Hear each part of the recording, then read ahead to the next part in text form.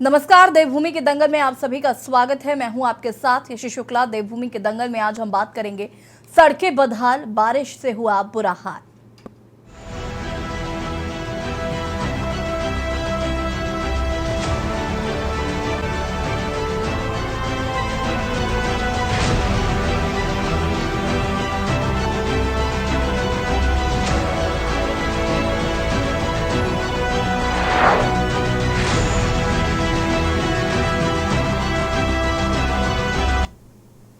उत्तराखंड में पहाड़ से मैदान तक आफत की बारिश देखने को मिल रही है। आलम यह है कि जैसे जैसे बरसात तेजी पकड़ रही है, वैसे वैसे सरकार की व्यवस्थाओं की पोल खुल रही है।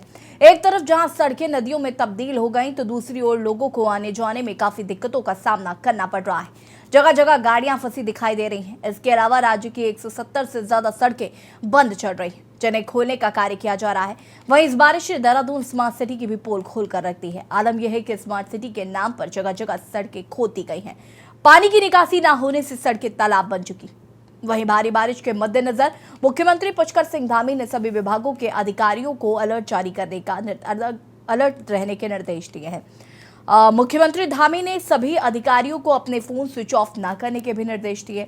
वहीं राज्य में हो रही इस आफत की बारिश पर सियासत शुरू हो गई है। कांग्रेस ने राज्य सरकार पर बरसात के लिए कोई तैयारी न करने का आरोप लगाया है। साथ ही स्मार्ट सिटी के तहत खर्च किए गए बजट का श्वेत पत्र जारी करने की मांग की गई है।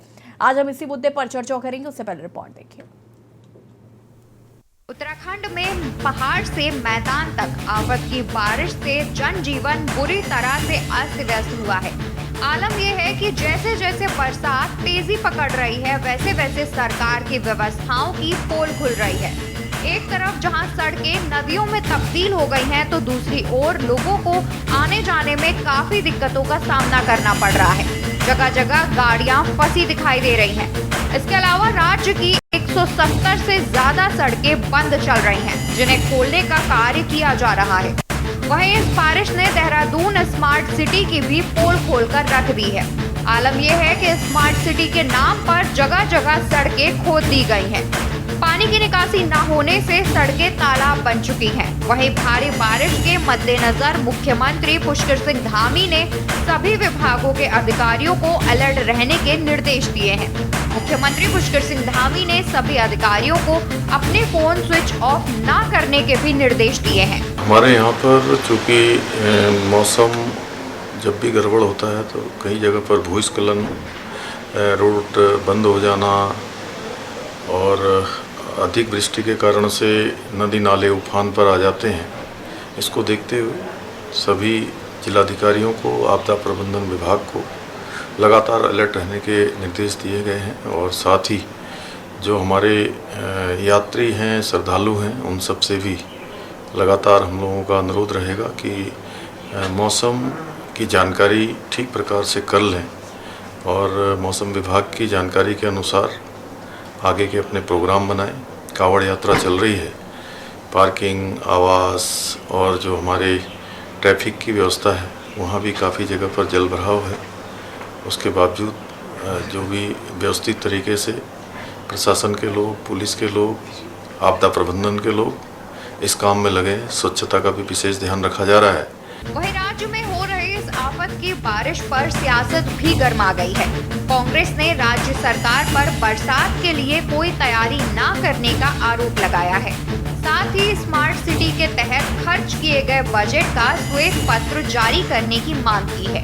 वहीं बीजेपी विधायक खजाना दास ने भी स्मार्ट सिटी के अधिकारियों की बैठक ली। इस दौरान उन्होंने स्मार्ट सिटी प्रोजेक्ट के अधूरे कार्यों को लेकर कड़ी नाराजगी जताई। साथ ही अधिकारियों को निर्देश दिए कि शेष कार्य समय से पूरा करवाएं और जल भराव की समस्या का समाधान करने के लिए ठोस कदम उठाएं। अभी प्रगति पर है और जगह जगह खोदा गया है और इस कल की बारिश से बहुत ज्यादा परेशानियां भी हुई लोगों को। दुकानों के अंदर भी पानी घुसा, घरों के अंदर भी पानी घुसा। मुझे लगता है कि जिस प्रकार से माननीय मुख्यमंत्री जी ने जो निर्णय लिया था कि उन कंपनियों से काम छुड़ा करके, जिन कंपनियों ने बेईमानी की थी, जिन कंपनियों ने समय के अनुसार काम नहीं किया था, और अब कार्यदायी संस्थाओं को काम दिया गया है, चाहे लोक निर्माण विभाग हो, चाहे सिंचाई विभाग हो और चाहे जल संस्थान हो, जल निगम हो।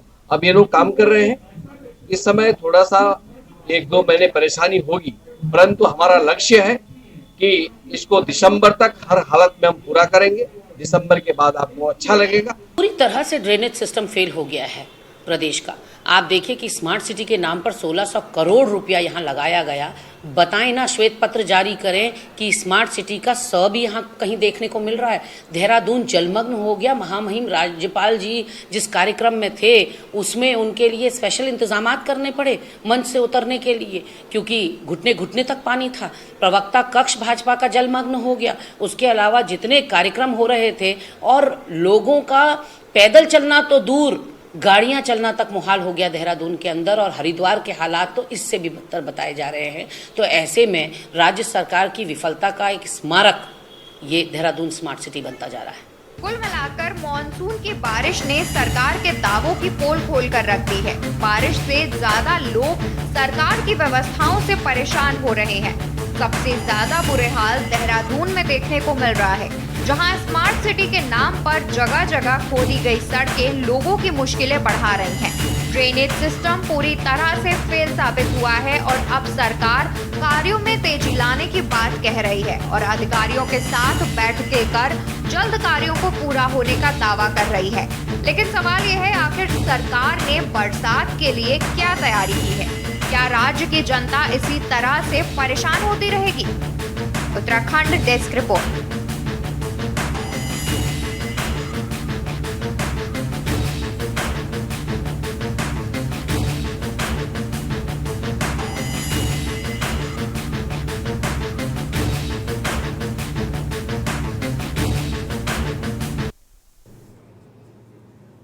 जहां एक ओर आसमान से आफत की बारिश हो रही है तो वहीं दूसरी ओर स्मार्ट सिटी का काम समय पर पूरा ना होने की वजह से लोगों को तमाम दिक्कतों का सामना करना पड़ रहा है।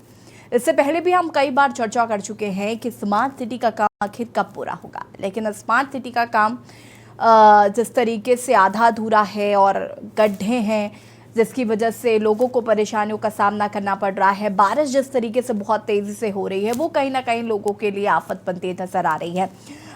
एक और जहां विपक्ष का कहना है कि बरसात को लेकर सरकार ने किसी तरीके के कोई उपाय नहीं किए या पहले से तैयारियां नहीं करके रखी, तो वहीं सरकार का ये कहना है कि स्मार्ट सिटी का काम जल्द पूरा कर लिया जाएगा। हालांकि स्मार्ट सिटी की वजह से भी लोगों को बहुत परेशानियां हो रही हैं। आज हम इसी पर चर्चा करेंगे। मेहमान हमारे साथ जुड़ चुके हैं, उनसे आपका परिचय करा देते हैं।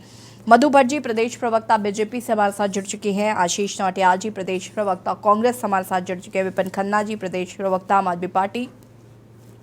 शांति प्रसाद भट्ट जी वरिष्ठ यूकेडी नेता। अरुण शर्मा जी वरिष्ठ पत्रकार। आप सभी का बहुत बहुत स्वागत। और शुरुआत में करना चाहूंगी विपक्षी दलों से। आशीष नौटियाल जी क्या कहना चाहते हैं? एक और जहां आसमानी आफत बरस रही है तो दूसरी जो रही कहीं कसर जो बाकी है वो देहरादून स्मार्ट सिटी पूरा कर रहा है। क्योंकि बारिश पे किसी का बस नहीं है, बारिश ने अपने टाइम पे आना है और ऐसा ही होता है, हमेशा बारिश आती है। कमियां सरकार की हैं कि सरकार पहले तैयार क्यों नहीं होती। अचानक से आज बोल देना कि अब सबकी छुट्टियां निरस्त कर दी गई हैं, सब अपने फोन को स्विच ऑन रखें, ये तो सिर्फ सूचनाएं हैं। फोन स्विच ऑफ होगा तो सूचना मिलेगी कि यहाँ जल भराव हो चुका है, लेकिन इस बारिश में सड़कों को खोलना आसान बात नहीं है। इन्होंने स्मार्ट सिटी के नाम पे वाकई करोड़ों रुपए का खर्चा इन्होंने किया, बर्बाद किया। और आज आप देखें देहरादून के अंदर ये समस्या हमें ही नहीं आ रही है, ऐसा नहीं कि विपक्ष के लिए समस्या है, ये समस्या भाजपा के लिए भी है, ये समस्या आम नागरिक के लिए है, ये सबकी समस्या है। अगर समय रहते सब काम कर लिया जाता, नगर निगम ईमानदारी से अपना काम कर रहा होता, ड्रेनिंग सिस्टम पे हम काम करते, नदी नालों की सफाई टाइम पे की होती, तो आज ये हालत ना होते जो उत्तराखंड में देहरादून की हालत देखने को मिल रहे हैं। आप देखिए मैडम, ऑल वेदर रोड के नाम पे, ऑल वेदर रोड का मतलब क्या है? जिस रोड का नाम आपने ऑल वेदर रोड रखा वो रोड है क्या? आज 170 सड़कें बंद पड़ी हैं, आपके माध्यम से भी आप ही बता रहे थे। तो ये सड़कें बंद क्यों पड़ी हैं? ऑल वेदर क्या ये पहाड़ की है, गर्मियों की सड़क है, सर्दियों की है, बरसात की है, या हर मौसम की सड़कें हैं? क्या यही हाल होना था जो 170 सड़कें बंद पड़ी है? तो सरकार पूरी तरह से विफल रही है सड़क के निर्माण कार्य में, नालियों की साफ सफाई में। नगर निगम अपना काम प्रॉपर नहीं कर पा रहा है। तो ये एक बड़ा सोचनीय विषय है और सरकार को जल्द से जल्द जनता को राहत दिलाने के लिए किसी भी तरीके से काम करना चाहिए और नालियों की सफाई अब जल्दबाजी में जैसे भी होगी वो करनी चाहिए, जिससे कि ये सारी व्यवस्थाएं बन पाए। विपिन जी, मैं जब भी स्मार्ट सिटी की बात होती है तो आप भी हमेशा विपक्ष में बैठते हैं और मुझे लगता है स्मार्ट सिटी की बात कर करके आप भी थक चुके हैं और मैं भी थक चुकी हूँ। ऑफ द कैमरा मैं भी यही बात करी थी, क्यों स्मार्ट सिटी पर बात कर रहे हैं। अब 2024 में बात करेंगे ना, जब बन जाएगी। हम अभी क्यों चर्चा कर रहे हैं, लेकिन मुझे बोला गया कि नहीं ये जनता से जुड़ा मुद्दा है और इस पर बात करनी ज़रूरी है। क्या कहना चाहते हैं?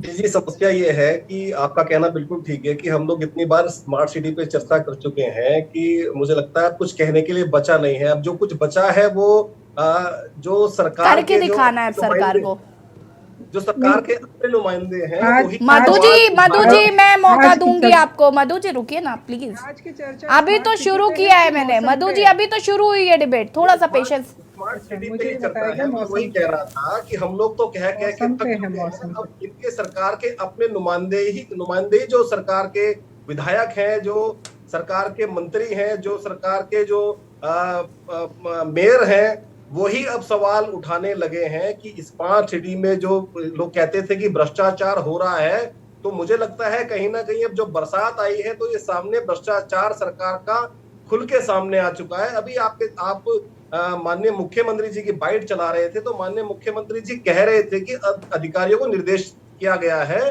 कि वो अपने फोन स्विच ऑन रखें। इसका मतलब सरकार का सिस्टम इतना ज्यादा फ्लॉप और फेल हो चुका है कि अधिकारी अपने फोन ऑफ रखते हैं। सरकारी जो अधिकारी हैं उनको जनता से कोई सरोकार नहीं बचा है। मुझे लगता है अब सरकार को मोटर बोट चलानी चाहिए। देहरादून में स्मार्ट सिटी प्रोजेक्ट बन रहा है, उसमें एक मोटर बोट की भी व्यवस्था करनी चाहिए, क्योंकि अब जो सिस्टम आने जा रहा है उसमें मुझे लगता है नाव का सहारा लोगों को लेना पड़ेगा, क्योंकि 1600 करोड़ रुपए जब उत्तराखंड में राजधानी में बर्बाद हो गए, क्योंकि राजधानी का हाल है। अभी हमने शायद राजधानी से बाहर की बात नहीं कही है। जो लोग बेचारे पहाड़ों पे रह रहे हैं, ऐसी जगहों पे रह रहे हैं जिन्हें अपनी जानो माल का खतरा है, अपने घर टूट जाने का खतरा है, और अभी जानो माल का खतरा है, घर टूट जाने का खतरा है। तो ये स्थिति उत्तराखंड की हो चुकी है, जबकि माननीय उच्च न्यायालय भी कह चुका है ड्रेनेज सिस्टम देहरादून का ठीक करिए, नदियों की सफाई करिए। देखिए, इस चर्चा को करते हुए मुझे लगता है हमें 1 साल हो चुका होगा, और माननीय न्यायालय को भी ये कह के न्यायालय भी थक गया है कि आप ड्रेनेज सिस्टम सही करिए, क्योंकि जितना कूड़ा है नगर निगम का वो सारा का सारा नदियों में बहा दिया जाता है, और नदियां कूड़े से लबालब भरी हुई हैं, तो पानी वहां पे कैसे चलेगा। यदि ऊपर पहाड़ पर बारिश होती है और देहरादून तक पानी आता है तो लोगों के घरों में पानी घुस जाता है। यशी जी, अभी तो ये शुरुआत है बस बरसात की। अगर लगभग 1 हफ्ता लगातार बरसात चल जाए तो देहरादून के अंदर ऐसे ऐसे क्षेत्र हैं जिन लोगों के घरों के अंदर पानी घुस जाता है। तो ये हाल है। तो मुझे लगता है अब इस चर्चा पे इस पे ज्यादा क्या कहा जाए। अब तो मुझे लगता है सरकार को अपने नुमाइंदे जो है उनकी बातों को संज्ञान में लेना चाहिए, उनकी बातें ज्यादा सुननी चाहिए। ठीक है, शांति प्रसाद भट्ट जी क्या कहना चाहते हैं? अनम्यूट कीजिएगा। हाँ, देखिए यशी जी, ये उत्तराखंड देवभूमि से जाना जाता है, ऊर्जा प्रदेश से ज्यादा जाना जाता है, और पर्यटन प्रदेश से भी जाना जाता है। सब भली भांति जानते हैं कि पर्वतीय क्षेत्र में आपदाएं आती हैं, हर वर्ष आती हैं। केदारनाथ जैसी घटना भी उत्तराखंड की जनता ने देखा है। उसके बावजूद भी इन 23 वर्षों में सरकार के द्वारा कोई एक काम ऐसा किया हो जिसमें डिबेट में यह कहा गया हो कि अमुक मुख्यमंत्री के द्वारा उत्तराखंड राज्य में यह काम किया है, जनता को लाभ मिला है।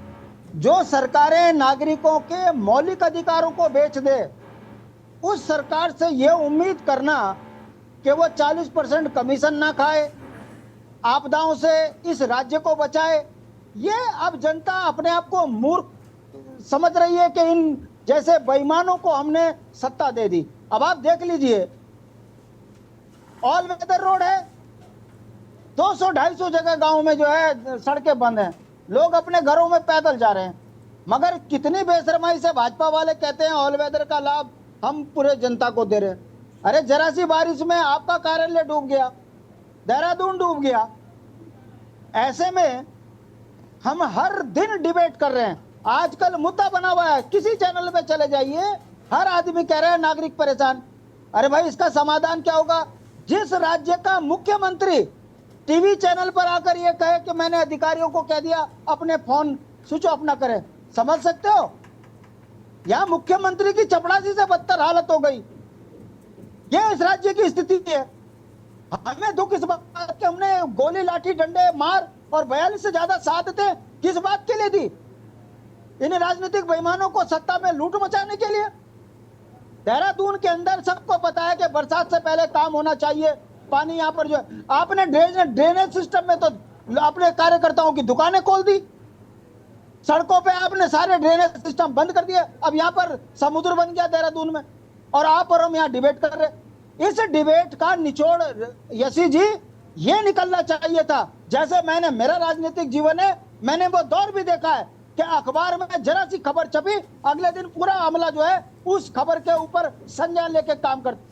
शांति प्रसाद जी, मुझे लग रहा है गड्ढे हमें और आपको ही भरने पड़ेंगे, क्योंकि ऐसे ही हो पाएगा। मुझे नहीं लग रहा है इस डिबेट से कोई निष्कर्ष निकलेगा। मधु भट्ट जी, इस राज्य को कमीशन के, ठीक है, शांति प्रसाद जी, एक सेकेंड मधु भट्ट जी, पहले मेरा सवाल तो सुन लीजिए। मुझे लग रहा है आप एकदम एक्साइटेड होकर बैठी है, सारे सवालों के जवाब है आज मधु भट्ट जी के पास।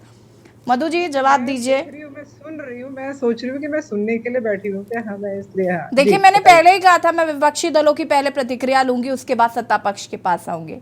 अब हमारे पास पैनल में 5 लोग हैं, अब उनकी प्रतिक्रिया तो जरूरी है ना। खैर मधु जी, देखिए यहाँ पर आपके जो देहरादून स्मार्ट सिटी का काम है, इसको लेकर बहुत सवाल पहले से उठते चले आ रहे हैं। मैं अभी देख रही थी कि फेसबुक मेमोरीज में मुझे दिखा रहा था कि 1 साल पहले मैंने डिबेट की थी और उसका एक शायद मैंने चंक डाला होगा, और वो चंक मुझे आज इत्तेफाकन मिला, तो मुझे रियलाइज़ हुआ कि मैं 1 साल से इस पर डिबेट कर रही हूँ और स्मार्ट सिटी का काम अभी तक पूरा नहीं हुआ, और न जाने अभी कितनी और डिबेट्स मुझे करनी पड़ेंगी फिलहाल। लेकिन देखिए, लोगों को परेशानी हो रही है, और मुझे लगता है जनता को जब परेशानी होती है तो जो सत्ता पक्ष में होता है उसकी जिम्मेदारी बनती है कि उनकी परेशानी को दूर किया जाए। लेकिन आपकी स्मार्ट सिटी ने लोगों की परेशानियों को और बढ़ा दिया है, बल्कि कम नहीं किया, चाहे वो ड्रेनेज सिस्टम को लेकर हो और चाहे वो गड्ढे जो भरे नहीं गए हैं उनको लेकर हो। अगर आपने सिटी को स्मार्ट करने की बात कही तो सिटी जो है वो गांव देहात से भी बदतर होती चली जा रही है। क्या कहना चाहती है? देखिए यासी जी, मुझे ये है कि ये मौसम की जो ये जो मार पड़ रही है बिल्कुल बहुत, क्योंकि इस समय अचानक से जितने बादल फट रहे हैं, और चाहे आप पहाड़ों की तरफ देखें, चाहे आप यहाँ देहरादून की आप क्योंकि स्मार्ट सिटी की बात करें तो देहरादून भी उत्तराखंड में ही आता है।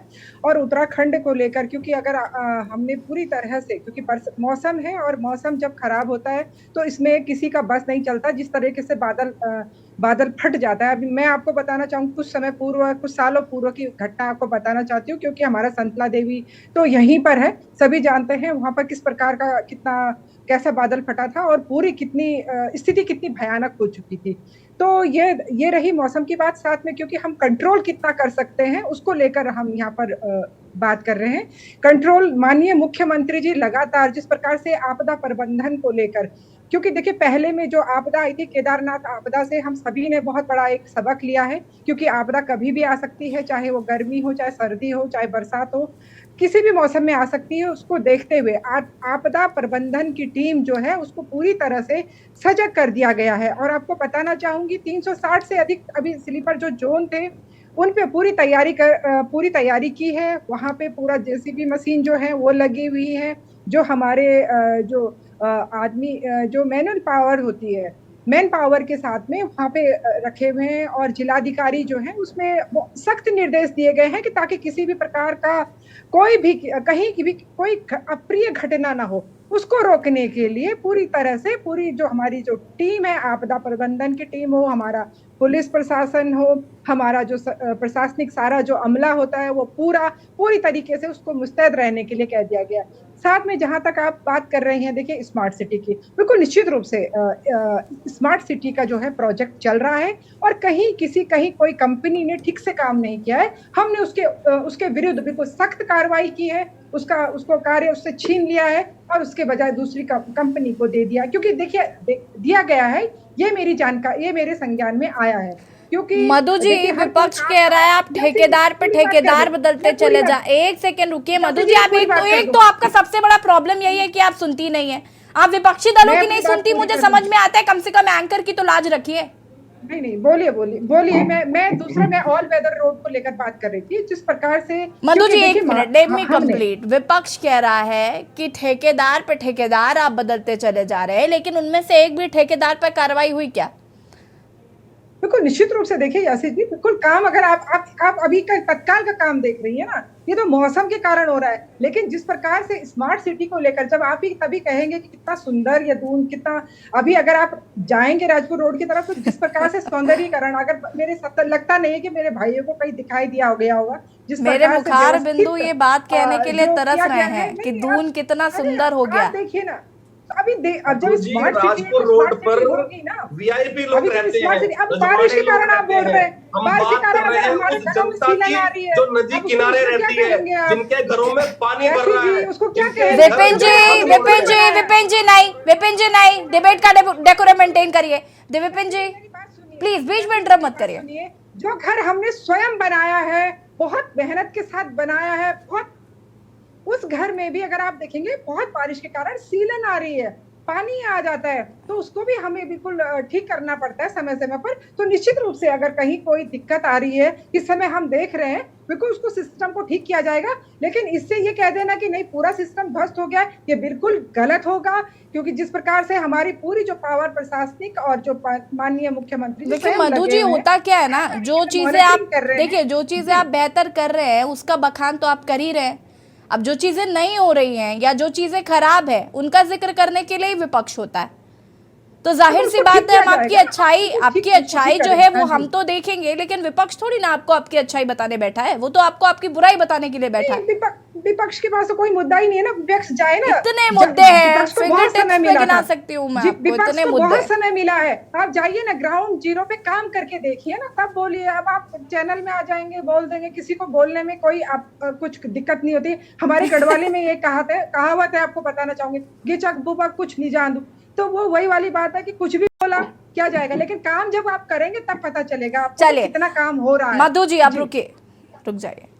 अरुण शर्मा जी, मुझे लगता है आप भी स्मार्ट सिटी की डिबेट्स के बहुत बार हिस्सेदार हो चुके हैं, और मुझे तो अब ये जानना है कि आखिर ये स्मार्ट सिटी का काम कब पूरा होगा, या फिर अब हमें चर्चा करनी बंद कर देनी चाहिए, क्योंकि जिस तरीके से ये इसके निष्कर्ष नहीं निकल रहे। अभी शांति प्रसाद जी कह रहे थे कि इस डिबेट का निचोड़ लेकर जाइए, तो हम क्या करें, हम गड्ढे भरने लग जाएं क्या?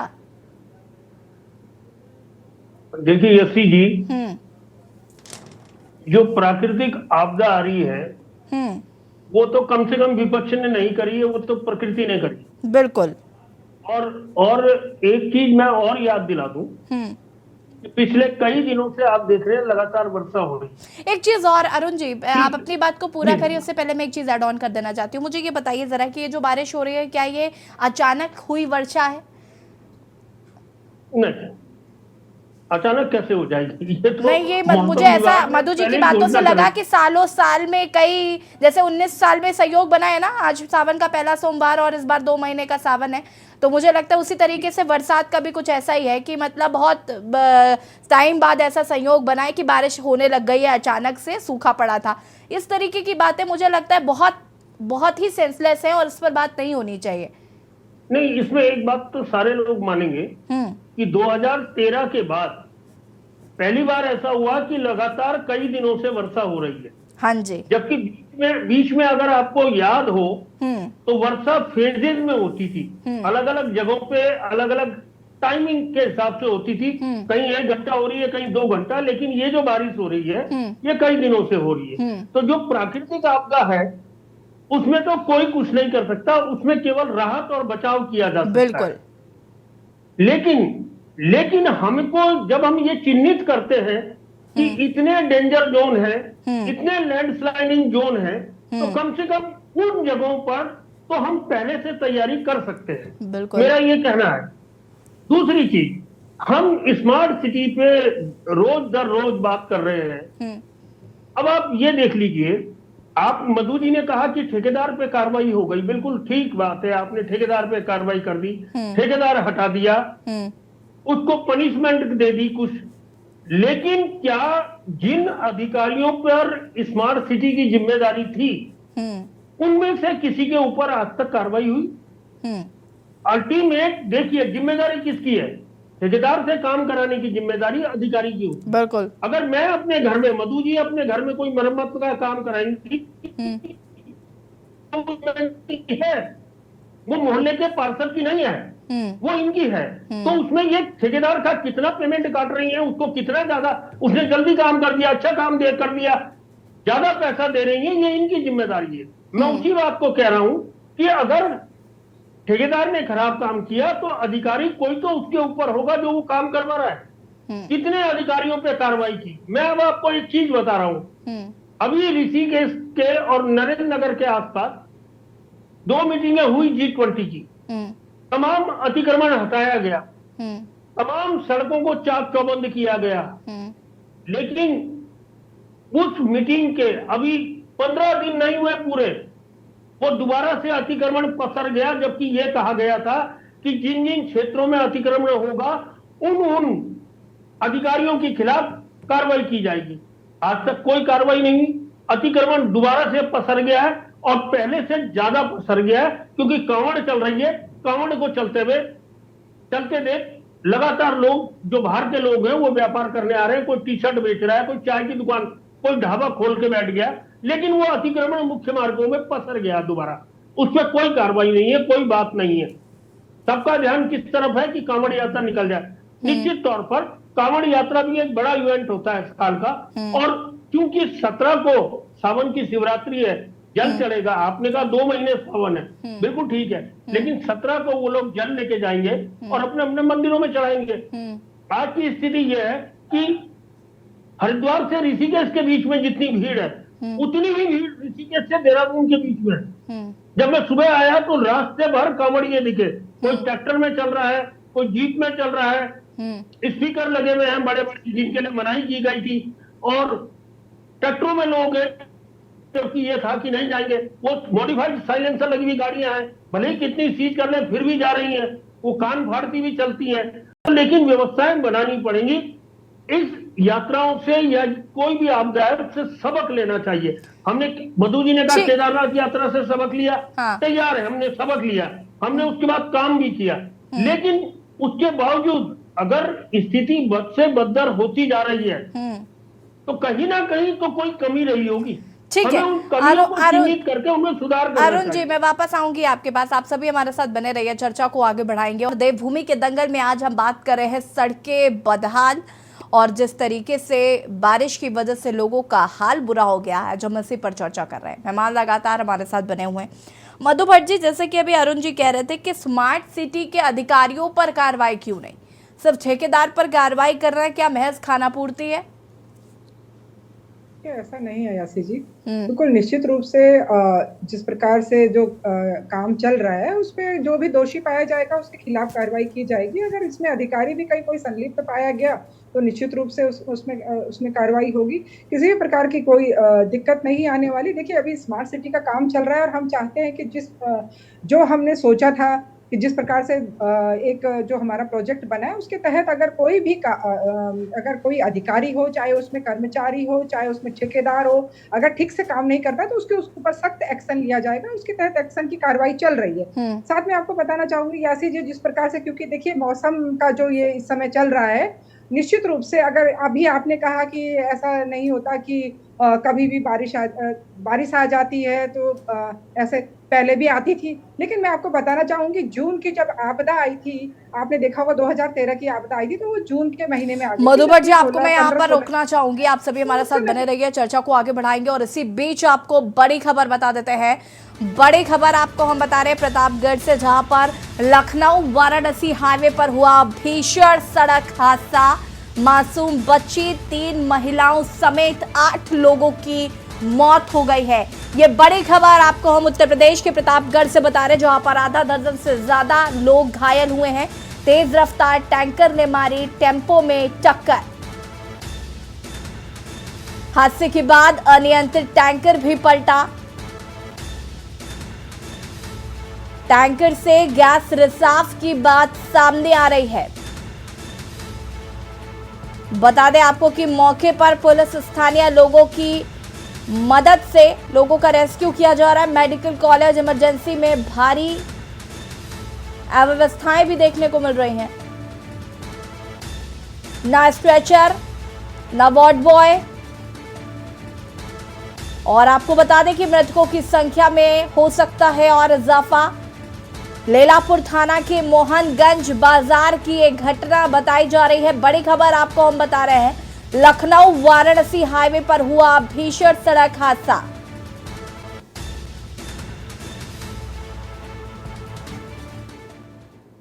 और इसी खबर पर ज्यादा जानकारी के लिए संवाददाता महफूज हसन हमारे साथ जुड़ चुके हैं। महफूज, क्या कुछ जानकारी इस पूरी घटना को लेकर? जी, आपको बता दें पूरा मामला लखनऊ वाराणसी हाईवे पर हुआ है। भीषण हादसा हुआ है। आपको बता दें इसमें तीन महिलाएं और करीब 8 लोगों की मौत हो चुकी है और वहीं पर आधा दर्जन के करीब घायल भी हैं। आपको बता दें एक टैंकर था जो टेम्पो के ऊपर चढ़ के गुजर गया और उसके बाद टैंकर पलट भी गया, जिसकी वजह से गैस का टैंकर था उसमें रिसाव भी होने लगा है। फिलहाल पुलिस ने नाकाबंदी कर दी है, दोनों तरफ के रास्ते को बंद कर दिया गया है। वहीं घायलों को मेडिकल कॉलेज भेजा गया है, जहां कुछ की हालत ज्यादा नाजुक देखते हुए उनको इलाहाबाद रेफर कर दिया गया है। वहीं 8 लोगों की मौत हो चुकी है, उनको मोर्चरी भेजा गया है। जी बिल्कुल महफूज, अगर हम यहाँ पर बात करें तो घायलों की स्थिति कैसी है? साथ ही साथ आपने जैसे कि बताया कि गैस से रिसाव हो रहा है, तो क्या उस जगह को खाली कराया गया है? जी, आपको बता दें जगह की खाली कराने की बात जहाँ की जाए तो एक हाईवे है, हाईवे पर अगल बगल कोई घर नहीं था।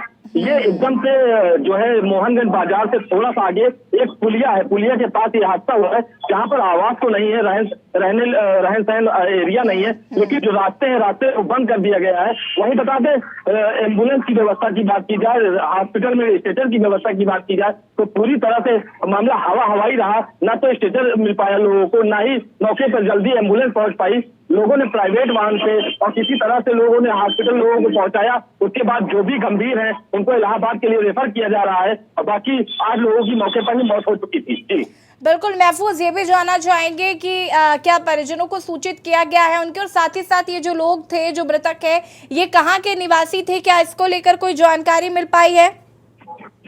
जी अभी बता दें आपको, जिस तरह से एक्सीडेंट हुआ है, लोगों की स्थिति जो बॉडी है, जो लोग मृत हो चुके हैं, उनकी जो है शरीर है वो पूरी तरह से छिन्न भिन्न है। तो इस तरह से कागजात जुटाया जा रहा है, पता किया जा रहा है।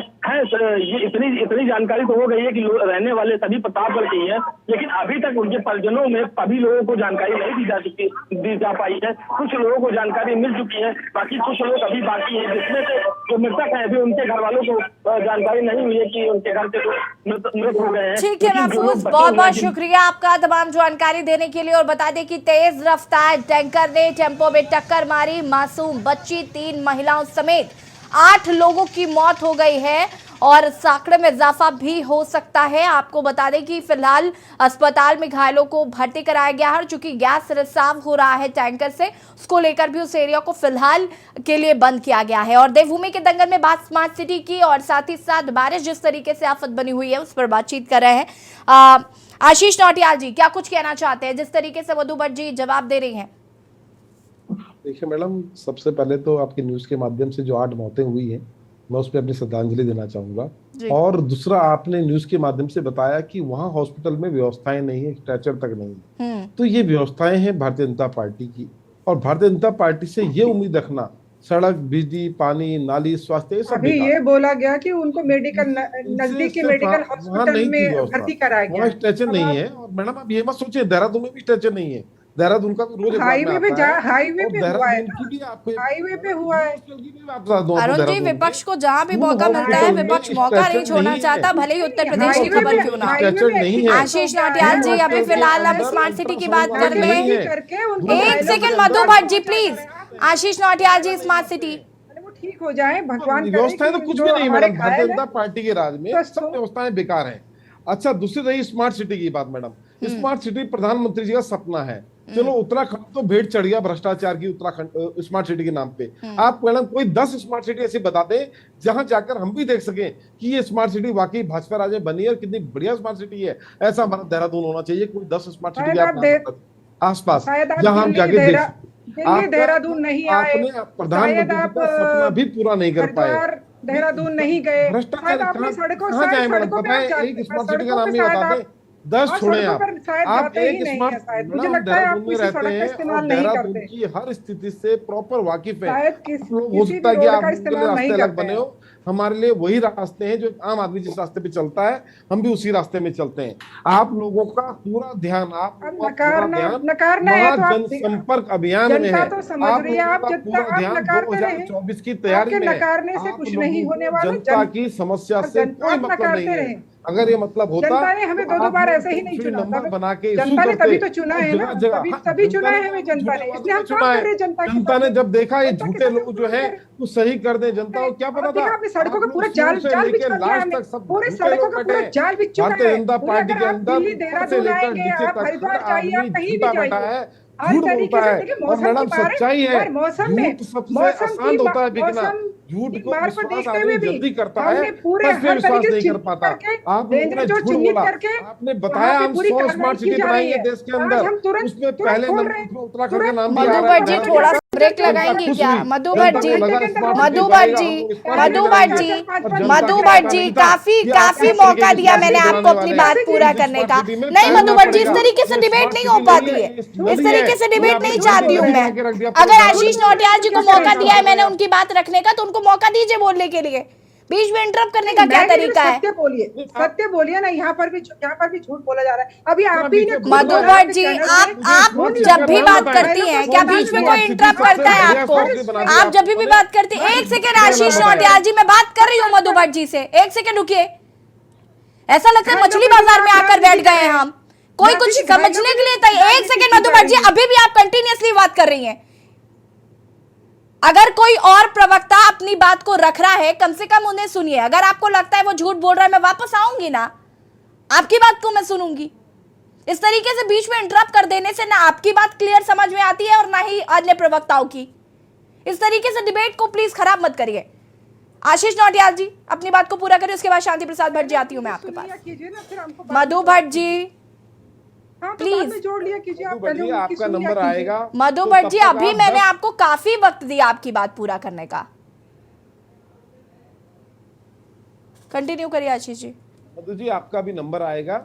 मैं आपसे विश्वास उम्मीद रखता हूँ कि आप 10 स्मार्ट सिटी के नाम लिख के रखेंगी और जनता को बताएंगी 10 स्मार्ट सिटी कौन कौन सी हैं जो भारतीय जनता पार्टी के राज में बनी, और जहां देखिए हम भी जाके देख सके कि वो स्मार्ट सिटी कितनी बढ़िया है। ऐसे स्मार्ट सिटी के नाम लिख लीजिएगा, टाइम खराब ना कीजिएगा। शांति प्रसाद भट्ट जी, प्रबंधन का कोई नंबर इशू करना चाहिए था।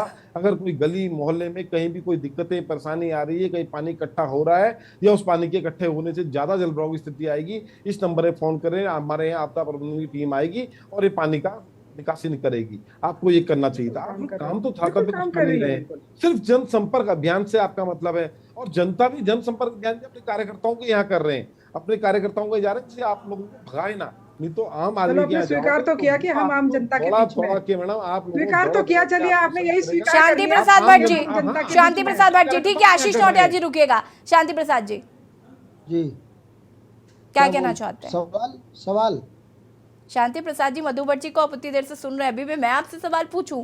आपको पूछना चाहिए मधु भट्ट जी से। आप एंकर है और बहुत अच्छी तरह समझती हैं कि जब मधु भट्ट जी बोलती हैं ना तो इनकी बात समझ में आती, ना ये किसी को बोलने देती। ये भाजपा की टैक्टिस है, जब सरकार पर सवाल हो तो हल्ला मचाओ और जनता की आवाज को दबाओ। ये इनकी राजनीतिक सोच है। ये जनता अब इस बात को भी समझ रही है। सवाल इस बात का है कि उत्तराखंड में अगर आपदा आ रही है, बारिश से जनता बेहाल है, तो वो ऐप वाले बाबा कहाँ चले गए जो बारिश को इधर उधर करते थे? वो तो दावा कर रहे थे टीवी चैनल पे आके कि हम भाजपा ने एक ऐसा ऐप बना दिया है कि बारिश को जब चाहो चाइना पहुंचा दो, नेपाल पहुंचा दो। कहाँ गए वो? अब क्यों जनता को परेशान कर रहे हैं? मैं फिर वही कह रहा हूँ यशी जी कि ये भारतीय जनता पार्टी है। आप इनके शासनकाल में ये सुनते सुनते थक जाएंगी।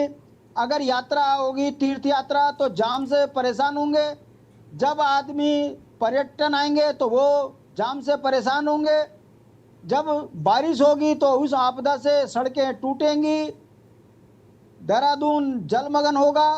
मगर भारतीय जनता पार्टी के नेता चैनलों पे आके बोलेंगे कि सब कुछ ठीक है, कमीशन बढ़िया चल रहा है, मुख्यमंत्री जी लाचार हैं, काम हो रहे हैं और सबका जवाब दे दिया जाएगा, कार्रवाई करेंगे, देखेंगे, होगा। इसमें पूरे 23 साल निकल गए हैं। आज उत्तराखंड के लोग इस बात से परेशान हैं कि ये कैसी सरकारें आ गई, ये केवल वोट के दम पर लूट मचा रहे हैं, लोकतंत्र में जनता की आवाज को दबा रहे हैं। उत्तराखंड भ्रष्टाचार की भेंट चढ़ गया है। ठेकेदार से ठेकेदार रोज बदल रहे हैं, मगर अधिकारियों पे कार्रवाई नहीं हो रही। मुख्यमंत्री जी जनता के बीच में आके कह रहे हैं कि मैंने कह दिया है अधिकारियों को अपने फोन खोल के रखो, मेरी वजह से कोई सुनता नहीं है, धीरे से ये भी बोल देते हैं। ऐसे हालात उत्तराखंड के बन चुके हैं यसी जी। अब ऐसे में आपकी डिबेट, हमारा बोलना, ये सब निरर्थक हो गया। ये राजनीतिक बेईमान है, इन्हें फर्क ही नहीं पड़ता। चलिए ठीक है, विपिन खन्ना जी, इनको फर्क ही नहीं पड़ता। विपिन खन्ना जी। यशी जी, बिल्कुल शांति प्रसाद जी ने बिल्कुल ठीक कहा कि भारतीय जनता पार्टी की सरकार इतनी भ्रष्ट और बेशरम हो चुकी है कि इनको ना तो किसी पत्रकार की बात का असर पड़ता है, ना जनता माधु जी, इसके बाद मैं आती हूँ आपके पास, ना ही विपक्ष की बातों से असर पड़ता है। मैं तो कहता हूं सबसे शर्मनाक तस्वीर अभी 4 दिन पहले अखबार में छपी थी, इसमें हमारे माननीय राज्यपाल अपनी पैंट को ऊपर करके मंच से उतरते हुए नजर आ रहे थे। अभी मधु बड़जी कह रही थी कि अचानक हो जाता है। यशी जी, मुझे एक बात का जवाब दीजिए, अब आने वाली सर्दी है, तो सर्दी में जब हम सर्दी आने वाली है तो गर्म कपड़े हम अब लेंगे या सर्दी आने के बाद जब बीमार पड़ जाएंगे तब लेंगे? अरे भाई, बरसात हर साल आती है। और दुख की बात यह है कि इस मामले में हम लोग चर्चा पिछले 1 साल से कर रहे हैं कि आने वाली बरसात में जनता को समस्याओं से दो चार होना पड़ेगा, जूझना पड़ेगा। सड़कों पे गड्ढे सरकार नहीं भर पा रही है, ड्रेनेज सिस्टम सही नहीं कर पा रही है। अभी करोड़ों रुपया इन्होंने बर्बाद कर दिया है नदियों की सफाई व्यवस्था में। अभी मधु बड़जी ने एक बात और कही कि जो भ्रष्ट अधिकारी होंगे उन पर भी कार्रवाई होगी। मुझे लगता है इनको त्रिवेंद्र सिंह रावत जी का एक बयान सुनाइए जिसमें उन्होंने कहा है कि स्मार्ट सिटी में खुलेआम भ्रष्टाचार हो रहा है। तो ये भ्रष्टाचार कौन कर रहा है? क्या ठेकेदार कर रहा है? जो कमीशन देकर काम कर रहा है वो तो अपने पैसे कमाएगा ही, उसकी गलती नहीं है। जब वो 40% जैसे कि तीरथ सिंह रावत जी ने, इनके पूर्व मुख्यमंत्री ने कहा कि 40% कमीशन लेकर लोग काम कर रहे हैं, ठेकेदार काम कर रहे हैं, तो जो व्यक्ति 40% कमीशन देकर सरकार को काम करेगा, सरकार के भ्रष्ट अधिकारियों को कमीशन देकर काम करेगा, तो वो काम में क्वालिटी कैसे लाएगा? और रही बात भ्रष्ट अधिकारियों की, तो स्मार्ट सिटी जो प्रोजेक्ट चल रहा है वो किस अधिकारी के सानिध्य में चल रहा है? क्या वो जब जो त्रिवेंद्र सिंह रावत जी ने कहा था कि स्मार्ट सिटी में भ्रष्टाचार हो रहा है, तो क्या माननीय मुख्यमंत्री जी ने एक बार भी त्रिवेंद्र सिंह रावत जी से वार्ता करी इस विषय पर कि भाई ये कौन सा भ्रष्ट अधिकारी है, कौन से भ्रष्ट अधिकारियों की आप बात कर रहे हैं, कौन इसमें भ्रष्टाचार कर रहा है? तो की सीधी बात यह है कि बड़ा दुख होता है इस बात का कि राज्यपाल जैसे महामहिम को तालाब के बीच में जाकर भाषण देना पड़ता है, भारतीय जनता पार्टी के अपने कार्यालय डूब जाते हैं। तो मुझे लगता है जनता की परवाह तो मुझे लगता नहीं कहीं संवेदनशील सरकार है जनता की समस्याओं को लेकर। ठीक है, मधु भट्ट जी। देखिए यासी जी, मुझे बड़ा अब जिस प्रकार से कहा जा रहा है वहाँ का कार्यालय डूब गया, कहाँ का कार्यालय डूब गया, कहाँ की बात कर रहे हैं, उस पर तो मैं अब जिनको झूठ बोलना है वो तो हमेशा झूठ बोलेंगे, क्योंकि देखिए जिनको बोलते हैं ना सावन के अंधे को हरा ही हरा नजर आता है। तो अब जब आपके बीच में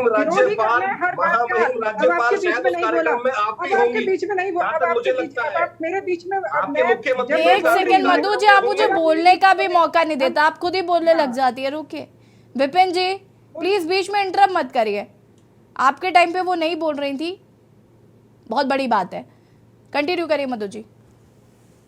देखिए जिस प्रकार से अभी, क्योंकि मैं अरुण जी की बात को भी रखना चाहूंगी, जिस प्रकार से अरुण जी ने कहा कि कहीं अतिक्रमण जो हो रहा है, निश्चित रूप से उसको बहुत गंभीरता के साथ संज्ञान में लिया गया है और माननीय मुख्यमंत्री जी ने परसों ही कैबिनेट में ये आदेश किया है कि कहीं अगर जो अतिक्रमण जो हो रहा है उसके ऊपर सख्त कार्रवाई की जाएगी और 10 साल की उसमें सजा का प्रावधान भी किया। क्योंकि देखिए जिस प्रकार से अभी जो बात आपने रखी उसी को देखते हुए ये बात भी रखी गई है। साथ में मैं बताना चाहती हूँ जिस प्रकार से अभी, क्योंकि क्या होता क्या है कि अगर हम अधिकारी पे कार्रवाई करते हैं तो विपक्ष जो कहता है कि अधिकारी के साथ खड़ा हो जाता है कि अरे ऐसा कैसे कार्रवाई कर दी। अब जब हमने ठेकेदार पे कार्रवाई करी तो ठेकेदार का पूरा गुणगान यहाँ पे मुझे चैनल में अपने प्रवक्ता जन दिखाई दे रहे हैं कि अरे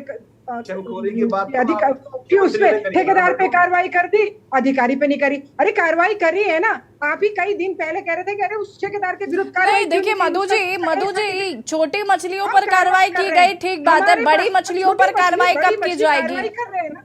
कब करेंगे, कब करेंगे मधु जी, कब तक? अभी 2 साल तो हो ही गए, 2 साल से तो ये रोना रोए ही जा रहा है। 2 साल से मुझे लगता है जनता रो रही है, 2 साल से हम चर्चा कर रहे हैं इस पर। कोई भी पाया गया जेल की सलाखों के पीछे अगर हमने रखने का काम किया है तो हमारी सरकार के समय मधु जी में अभी देखिए शांति प्रसाद जी, प्रकार से कोई मधु जी भ्रष्टाचार एक नहीं सेकंड सहने सुनिए वाले, तो नहीं, भाई किसी को भी नहीं सहेंगे। मधु जी, जो भी कहीं संलिप्त पाया गया उसको जेल की सलाखों के बीच रहे। जी यासी जी, रहा बरसात के मौसम के कारण बिल्कुल अगर परेशानी हो रही है उसके लिए आपदा प्रबंधन टीम हमने बना दी गई है। अभी हमारी प्राथमिकता है कि लोगों को किसी भी प्रकार की कोई परेशानी ना हो। ड्रेनेज सिस्टम अगर कहीं रुका हुआ है तो उसके लिए बिल्कुल व्यवस्था बना दी गई है कि वहाँ पे शहर में रुका हुआ है, खोला जाए, बिल्कुल खोला जाए। अब कहीं अवरुद्ध हो गया है, कहीं अवरुद्ध हुआ है तो निश्चित रूप से उसको ठीक कर लिया गया है ताकि क्योंकि कोई भी दिक्कत ना हो, जो हमारी आम जनता है उसको कोई किसी भी प्रकार की कोई दिक्कत ना हो। जिस प्रकार से अभी भाई ने कहा, अभी नोटियाल जी ने ही खुद कहा कि मास जनसंपर्क अभियान चल रहा है, बिल्कुल निश्चित रूप से हम जनता के बीच में और हम अपना जनसंपर्क। आशीष नोटियाल जी पूछ रहे थे 10 स्मार्ट सिटी के नाम बता दीजिए जिनको देखकर उन्हें लगे कि देहरादून भी स्मार्ट सिटी वैसा ही दिखेगा। अब जो आशीष नोटियाल जी जब आशीष नोटियाल जी दिल्ली और देहरादून नहीं गए, जिन सड़कों को हमने बनाया है, अगर आप क्या बात कर रहे हैं आप? यहाँ पे हमारा इतना सुंदर डाट काली में कभी कितना स्मार्ट सिटी का नाम बता दें मैडम, ये पूछा है आपसे। वो पूरा अभी मैं वो पूरा आप नेट में दे सकते हैं, नेट में देख सकते हैं। देखिए आप बता दो मैडम, देख के कौन सी स्मार्ट सिटी बन गई आपकी? जहाँ भाजपा शासित राज्य है वहाँ पूरा स्मार्ट ही बना दिया गया हमने। पूरा हम उत्तराखंड देवभूमि को आज पूरे विश्व के पटल पर पूरा 50 लाख से ज्यादा श्रद्धालु और यहाँ पर आ चुके हैं, तो ये बहुत बड़ी बात है। पिछली बार तो 3 लाख के करीब ये अभी कांवड़ यात्रा जो चल रही है, जिस प्रकार से आप कह रहे थे कि अभी अरुण जी ने कहा कि मैं यहाँ से यहाँ नहीं चल पा रहा है, तो यही इसीलिए तो क्योंकि दिल्ली से देहरादून इतना नजदीक हो गया कि आप सुबह 5 बजे चलोगे तो यहाँ पे 10 बजे पहुंच जाओगे। तो ये सब करके दिया है हमने ताकि किसी को कोई दिक्कत ना हो। आवाजाही सबसे बड़ा ठीक है हमारा आशीष नोटियाल जी, किसी भी होता है वो आवाजाही के जो मार्ग होता है, मार्ग दुरुस्त रहना चाहिए और मार्ग हमारे बिल्कुल ठीक ठाक रखे हुए हैं। ठीक है आशीष नोटियाल जी। मैडम देखें, हमने अभी थोड़ी देर पहले पूछा था, आपने बीच में ना बोले। मैडम आज स्मार्ट सिटी पे ही चर्चा है, स्मार्ट सिटी के नाम नहीं बता पा रही हैं। स्मार्ट सिटी पे नहीं, मौसम पे चर्चा है। आप मौसम पे क्या चर्चा आप करेंगे? बरसात पे चर्चा है, बरसात पे चर्चा है। मौसम आप थोड़ी करते हैं या हम थोड़ी करते हैं? बरसात के कारण क्या तैयारी कितनी बनाई है? मैं क्लियर कर चर्चा उसकी है। स्मार्ट सिटी प्लस बदहाल सड़कें और जिस तरीके से बारिश हो रही है उनको लेकर क्या व्यवस्था है, इस पर चर्चा है। जो तीनों चीजें सम्मिलित होती है जिसमें स्मार्ट सिटी भी एक अहम मुद्दा है। मधु जी कैसी बातें कर रही हैं? बता देना चाहिए प्रवक्ताओं को किस विषय पे चर्चा। मधु जी आपको नहीं पता है क्या स्मार्ट सिटी पर भी चर्चा है? मैं बता तो रही हूँ 3 पॉइंट्स हैं। पहला स्मार्ट सिटी, दूसरा जो बारिश हो रही है जिसकी वजह से सड़कें बदहाल है जिसमें स्मार्ट सिटी इंक्लूडेड, और तीसरा हम जो आज बात कर रहे हैं वो ये कि भाई बारिश हो रही है और ये जो प्राकृतिक आपदाएं हैं उनसे निपटने के लिए सरकार क्या व्यवस्था कर रही है। ये तीनों टॉपिक्स पर आज हम बात कर रहे हैं और स्मार्ट सिटी अहम है। आशीष जी, मधु जी ने सोचा कि हम वर्षा पे चर्चा करेंगे, कैसा मौसम हो रहा है, कहाँ बारिश हो रही, क्यों नहीं हो रही, कैसी होनी चाहिए, कैसी लग रही है, शायद यही चर्चाएं होनी चाहिए। कैसा महसूस हो रहा है बारिश में, ठंडा हुआ नहीं हुआ, हम ये बातें करेंगे। मैडम बरसात पे चर्चा क्या होती है? यही चर्चा होती है बरसात के कारण कहाँ कहाँ दिक्कतें आई। इसमें ये नहीं पूछेंगे मैडम आपके घर में सिलन आई कि नहीं आई, आपके घर के सिलेंडर जिम्मेदार कौन है, ये नहीं पूछेंगे। हम ये पूछेंगे सड़कों में आप सरकार का काम सड़कों को देखना है, नालियों को देखना है। नगर निगम क्या कर रहा है? नगर निगम का बयान क्यों नहीं आता है?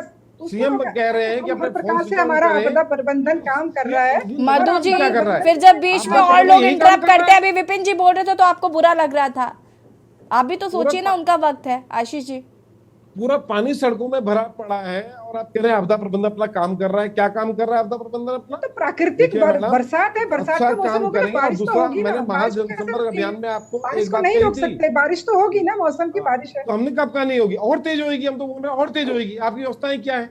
हमने कब का बारिश क्यों हो रही है? हमने बारिश के लिए तो आपको पूछा ही नहीं, बारिश क्यों हो रही है? हमें आपको ये बताने की जरूरत नहीं है। बारिश इसलिए हो रही है क्योंकि बरसात है, बारिश होगी। देखिए आशीष जी, हम उम्मीद ही कर सकते हैं और आप भी उम्मीद ही लगा सकते हैं कि जल्दी स्मार्ट सिटी का काम पूरा होगा। अरुण शर्मा जी, अंतिम रिएक्शन आपका। अंतिम प्रतिक्रिया। यसी जी, जी। तमाम लोगों की बातें सुन रहा था। कम से कम मौसम को तो राजनीति करने से रोक देना चाहिए। अगर हम मौसम पे ही राजनीति करेंगे, ये ठीक है, व्यवस्थाओं पे राजनीति करनी चाहिए, उस पर कमेंट्स हो सकते हैं, अधिकारियों की जिम्मेदारी पे बात हो सकती है। और मुख्यमंत्री ने जैसे कहा कि सभी अपना फोन खुला रखें, तो क्या मुख्यमंत्री जी को ये कटु अनुभव है कि अधिकारी अधिकांशतः फोन नहीं उठाते या बंद करके रखते? ये भी क्लियर होना चाहिए, क्योंकि हम जैसे पत्रकार लोग जो इतने पुराने पत्रकार हैं, अधिकांशतः हम अगर किसी अधिकारी को फोन करते हैं तो हमारे भी फोन नहीं होते। और आप भी जानती हैं और ये सारे प्रवक्ता जानते हैं कि अगर हम किसी को फोन करेंगे तो कोई जानकारी लेने के लिए करेंगे, जिससे कहीं ना कहीं पब्लिक का लाभ हो। तो ये स्थिति लगातार है। अब वो कितना सुधार उसमें कहने के बावजूद होगा या नहीं होगा, ये तो भविष्य बताएगा। लेकिन निश्चित तौर पर इस जो बरसात है, इसके कारण जो व्यवस्थाएं हैं वो निश्चित तौर पर पटरी पे उतर गई है और सरकार को इस ओर ध्यान देते हुए लगातार उसमें सुधार करना चाहिए। बिल्कुल, आप सभी का बहुत बहुत शुक्रिया चर्चा में शामिल होने के लिए। और देवभूमि के दंगल में आज हम बात कर रहे थे स्मार्ट सिटी के जो दावे किए जाते हैं, हालांकि वो धरातल पर नजर नहीं आते। ऐसे में सरकार की बड़ी जिम्मेदारी है कि स्मार्ट सिटी का काम जल्द पूरा हो, क्योंकि बारिश कहीं ना कहीं लोगों के लिए आफत बनती हुई नजर आ रही। साथ ही साथ बारिश की वजह से जो प्राकृतिक आपदाएं हैं, बादल फटने की जो खबरें हैं, इस तरीके की चीजें जो है उनको लेकर भी सरकार की व्यवस्था कितनी दुरुस्त है, ये भी देखना होगा। फिलहाल देवभूमि के दंगल में इतना ही। देखते रहिए के न्यूज़ इंडिया। नमस्कार।